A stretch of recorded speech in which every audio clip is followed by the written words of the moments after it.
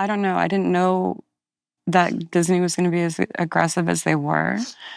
I couldn't have been my last, like, I couldn't believe that I had to find out that I was let go and fired and so aggressively online, because it directly put me in danger.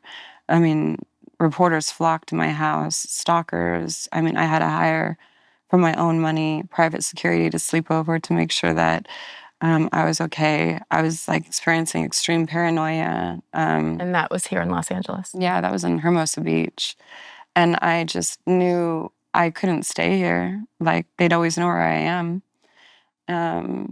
It was so extreme to the point of just, I was so paranoid. It did a number on my mental state. Like, I have my bag over there, and I carry my laptop everywhere I go. If I come into town, I don't leave anything in the hotel rooms, because I experienced this level of harassment and very strange things, like a military-grade drone showed up at my house in Hermosa Beach, and the upstairs was like, you look out to the beach, and it just went directly in front of me and just looked at me and stayed there.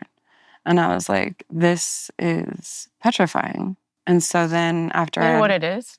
It's evil. It's evil. This is evil. And then when I moved away from California and I went to Prescott, Arizona, where my mom used to have a ranch, we're like 40 minutes outside of where the town Prescott is. We're 40 minutes outside. That same drone. What? It popped up where there's barely any houses. Prescott's the middle of nowhere, Arizona. Yeah. Same drone popped up, not trying to hide at all. Who do you think that was? I don't know, but that wasn't the only thing that was happening to me. I have my thoughts, of course, but I feel like a lot of it was to induce paranoia, which it did, and a lot of it was harassment, and a lot of it was, we could do anything to you at any point. Oh, and we're in control. They can. They can to a point, because God would have to okay that. You said something, I don't know where I heard it or read it, podcast maybe, that you were on about shame. You said it earlier today too.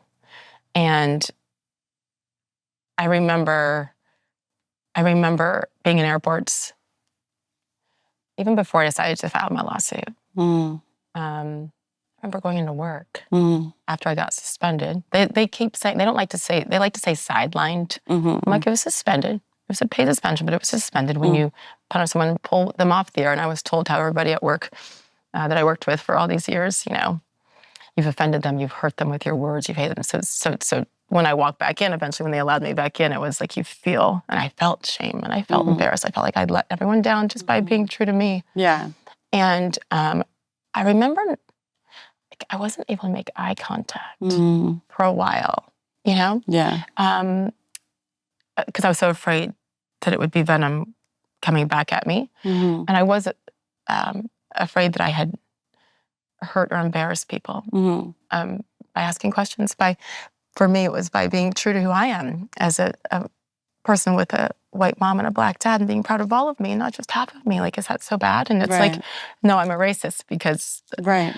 So all these things, and I did say at one point, this isn't worth it. You're such a fucking idiot. Like, just shut up and you're good and you can continue to make all that money and be the face of whatever. You just stay silent.